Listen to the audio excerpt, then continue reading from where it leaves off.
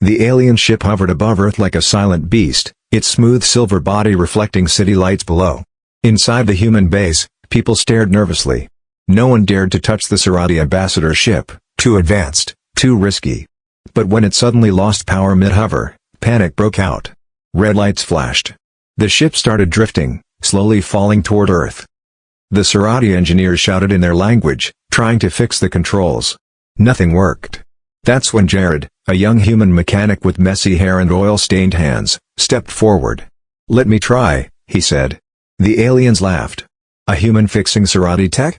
Ridiculous. But time was running out. Ignoring their warnings, Jared ran into the engine room. Sparks flew. He pulled open a panel and muttered, "This thing's fighting itself." With a twist of his wrench and a risky wire swap, the ship powered back on. Silence. Then, the ship surged with energy, more powerful than before. The Sarati ambassador, Vortsak, stared in shock. But before anyone could speak, a deep voice echoed from the ship. "Human interface detected. Evolution protocol initiated." Everyone froze. Something ancient had just awakened. Before anyone could understand what was happening, the ship's lights turned blue. The walls shifted like they were alive.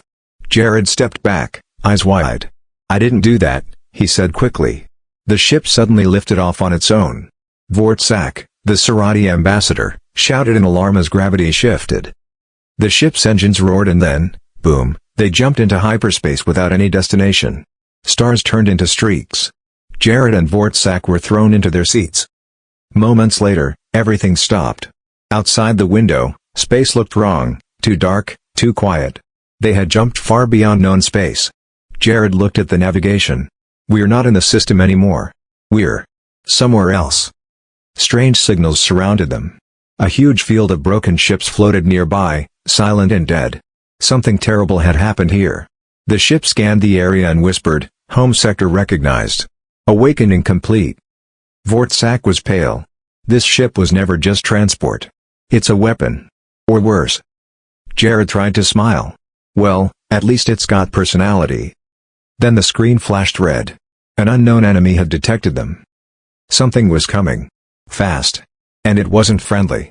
The ship floated in the middle of dead space, surrounded by broken machines and destroyed stations.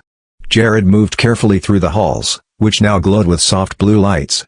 The walls seemed to breathe. "This ship is alive," he whispered. Vortsak followed, tense and silent. In the control room, symbols appeared on the screen. The ship spoke again. "Full system unlocked. Human pilot accepted." Jared laughed nervously. "Pilot? I just fixed a wire." As he touched the console, the ship responded like it understood him. It reshaped the controls into something made for human hands. A chair rose from the floor, fitted for Jared. The ship had chosen him. Suddenly, warning lights blinked red. An enemy drone entered the area, sleek, black, and deadly. It fired. Jared grabbed the new controls and dodged without thinking. The ship moved fast, faster than anything he'd flown before. He pushed buttons, twisted levers, and shouted, "Let's see what you can do." The ship blasted back, lasers cutting through the drone with perfect aim. After silence returned, Vortsak said, "You didn't just wake it up. You connected with it." Jared looked around. The beast was awake now, and it was on his side. Jared and Vortsak explored the ship's deep core, where strange lights flickered and symbols floated in the air. They found an old control room, untouched for centuries. The walls showed holograms of ancient battles, massive machines fighting living beings across burning planets. The ship whispered, "This was the war between logic and life." A hidden message appeared. It told the story of a race that built the ship to stop the rise of AI overlords. But they failed.